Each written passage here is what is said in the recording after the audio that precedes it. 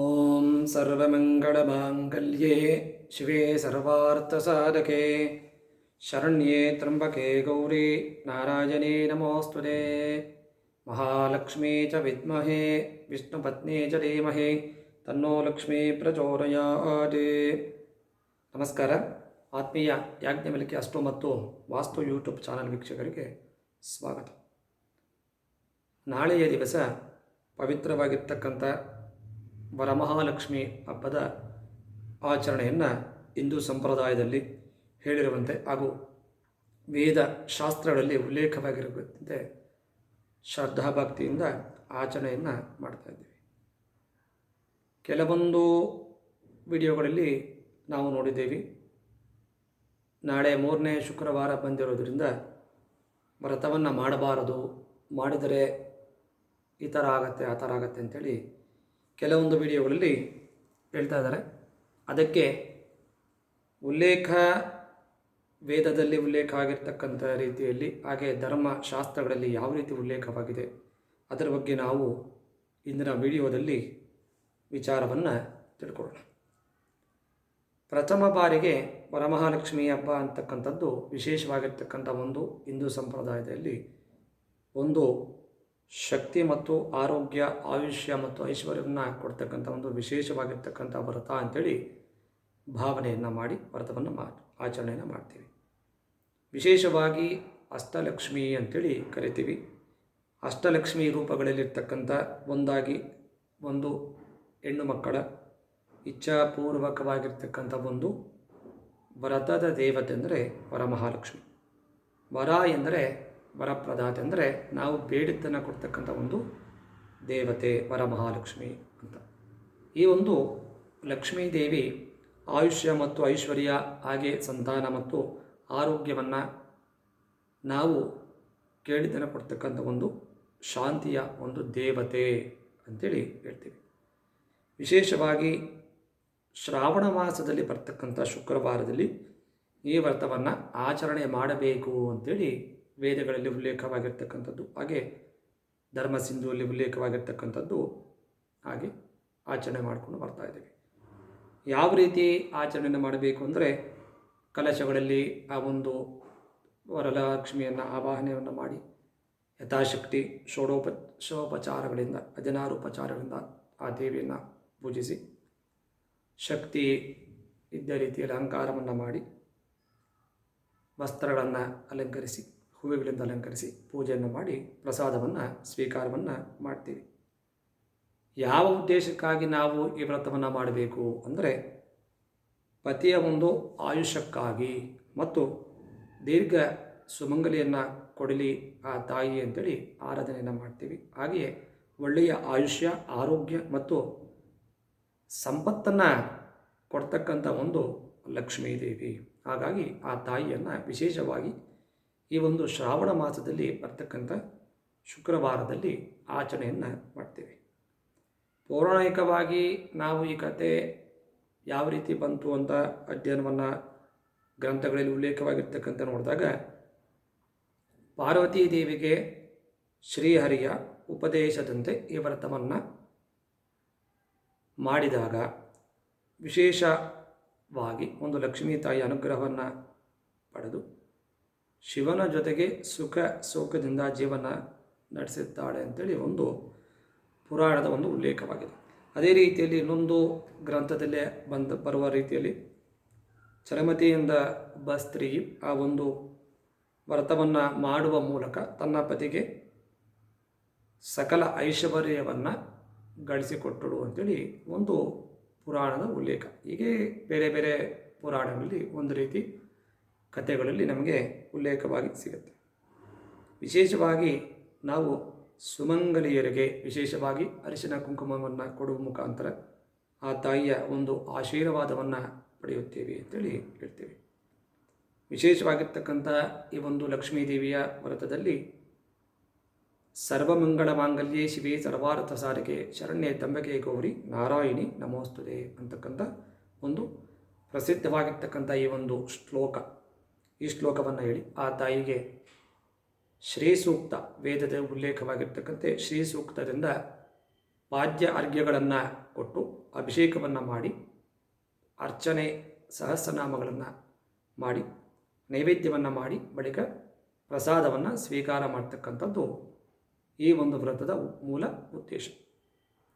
ವಿಶೇಷವಾಗಿ ಈ ಒಂದು ಭಕ್ತಿ ಆಚರಣೆಯಿಂದ ಮಾಡ್ತಕ್ಕಂಥ ಈ ಒಂದು ವ್ರತ ಇಂದಿಗೂ ಸಹ ಕೋಟ್ಯಾಂತರ ಒಂದು ಮಹಿಳೆಯರು ಶ್ರದ್ಧೆಯಿಂದ ಆಚರಣೆ ಮಾಡ್ತಕ್ಕಂಥ ಒಂದು ಪವಿತ್ರವಾಗಿರ್ತಕ್ಕಂಥ ಒಂದು ವ್ರತ ಅಂತೇಳಿ ಹೇಳ್ತೀವಿ. ವಿಶೇಷ ವೇದಗಳಲ್ಲಿ ಉಲ್ಲೇಖವಾಗಿರ್ತಕ್ಕಂಥ ಮಹಾಲಕ್ಷ್ಮಿಯೇ ಒಂದು ಅನುಗ್ರಹ.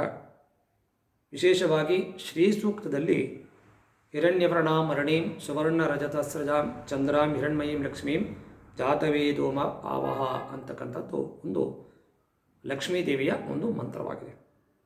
ಅಂದರೆ ಈ ಒಂದು ತಾಯಿಯ ಚಂದ್ರ ಬಿಂಬದಂತೆ ಕಂಗೊಳಿಸುವ ಹಿರಣ್ಮಯ ಅಂದರೆ ಬಂಗಾರದಂಥ ರೂಪವಾಗಿರ್ತಕ್ಕಂಥ ಲಕ್ಷ್ಮೀದೇವಿಯನ್ನು ನಮ್ಮ ಬಳಿಗೆ ಜಾತವೇದ ಅಂದರೆ ಅಗ್ನಿ ಅಂತ ಅದನ್ನು ಆವಾಹನೆ, ನಮ್ಮ ಲಕ್ಷ್ಮೀದೇವಿಯನ್ನು ಆವಾಹನೆಯನ್ನು ಮಾಡಿ ಶ್ರೀಸೂಕ್ತ ಮಂತ್ರಗಳಿಂದ ಪಾದ್ಯ ಅರ್ಘ್ಯಗಳನ್ನು ಕೊಟ್ಟು ಅಭಿಷೇಕಗಳನ್ನು ಮಾಡಿ ಪೂಜೆಯನ್ನು ಮಾಡ್ತಕ್ಕಂಥದ್ದು ಕ್ರಮವಾಗಿ ನಾವು ನೋಡ್ತೀವಿ.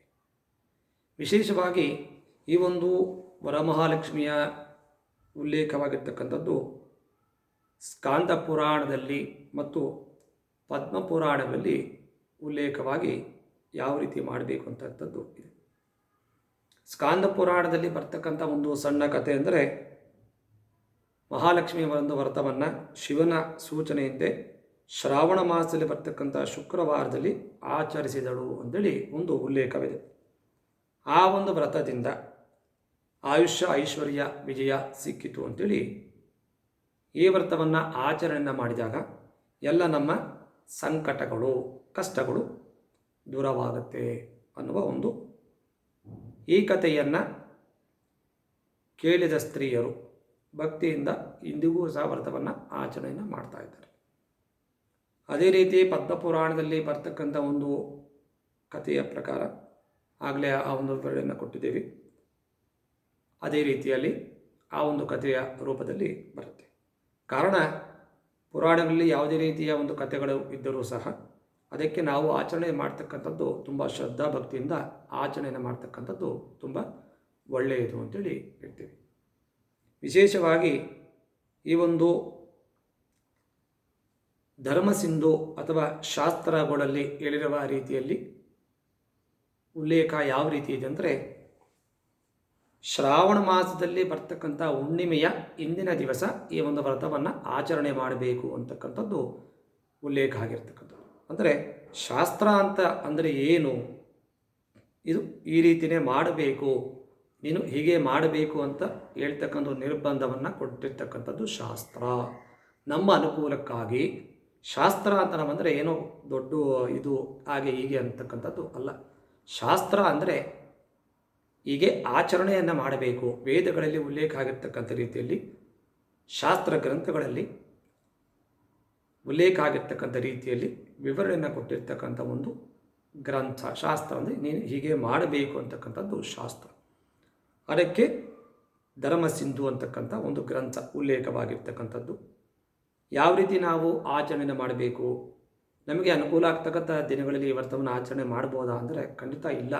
ಅದಕ್ಕೆ ಶಾಸ್ತ್ರ ವೇದ ಅಂತಕ್ಕಂಥದ್ದು ನಮಗೆ ಹಿಂದೆಯೇ ಉಲ್ಲೇಖವನ್ನು ಕೊಟ್ಟಿದೆ.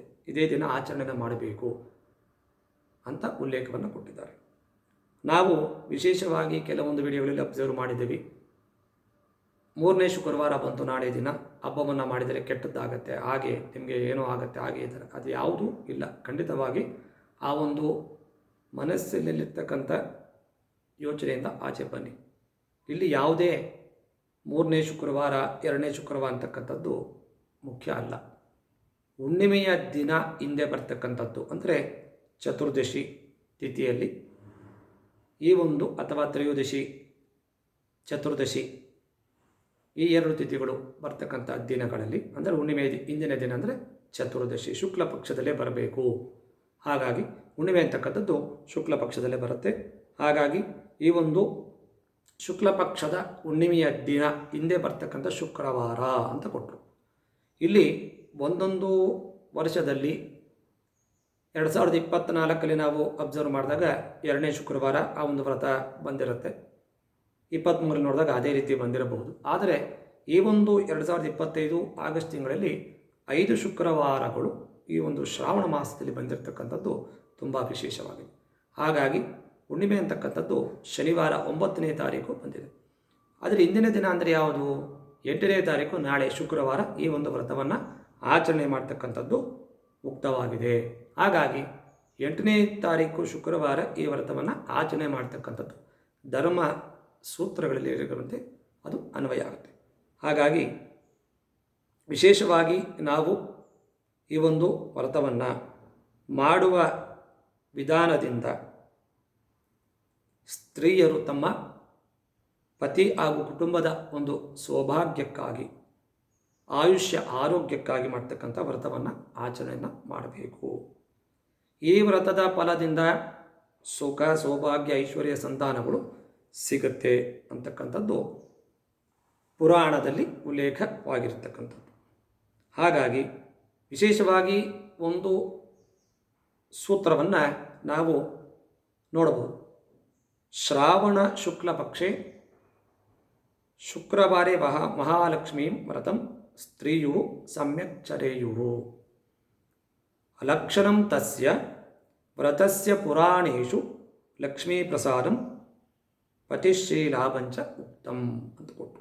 ಅಂದರೆ ಒಂದು ಉಲ್ಲೇಖ, ಧರ್ಮಸಿಂಧುದಲ್ಲಿ ಇರ್ತಕ್ಕಂಥ ಒಂದು ಉಲ್ಲೇಖದ ಒಂದು ಶ್ಲೋಕ ಈ ರೀತಿಯಾಗಿ ಶ್ರಾವಣ ಮಾಸ ಬರ್ತಕ್ಕಂಥ ಶುಕ್ಲ ಪಕ್ಷದಲ್ಲಿ ಬರ್ತಕ್ಕಂಥ ಶುಕ್ರವಾರ, ಹುಣ್ಣಿಮೆಯ ದಿನ ಹಿಂದೆ ಬರ್ತಕ್ಕಂಥ ಶುಕ್ರವಾರ ಈ ವ್ರತವನ್ನು ಆಚರಣೆ ಮಾಡಬೇಕು. ಅದೇ ರೀತಿ ಲಕ್ಷಣ, ಇದರ ಲಕ್ಷಣ ಯಾವ ರೀತಿ? ತಸ್ಯ ವ್ರತಸ್ಯ ಪುರಾಣೇಶು, ಪುರಾಣದಲ್ಲಿ ಉಲ್ಲೇಖವಾಗಿರ್ತಕ್ಕಂತೆ ಲಕ್ಷ್ಮೀ ಪ್ರಸಾದಂ, ಲಕ್ಷ್ಮಿಯ ಒಂದು ಪ್ರಸಾದ, ಪತಿಯ ಒಂದು ಆರೋಗ್ಯ, ಶ್ರೀಹಿ ಅಂದರೆ ಧನ, ಸಂಪತ್ತು, ಲಾಭ, ಇವೆಲ್ಲ ನಮಗೆ ಕನಕ, ಲಾಭ, ಆಯುಷ್ಯ, ಆರೋಗ್ಯ, ಧನ, ಸಂಪತ್ತನ್ನು ಆ ಒಂದು ತಾಯಿ ಕರುಣಿಸುತ್ತಾಳೆ ಅಂತಕ್ಕಂಥದ್ದು ಈ ಒಂದು ಶ್ಲೋಕದ ತಾತ್ಪರ್ಯ.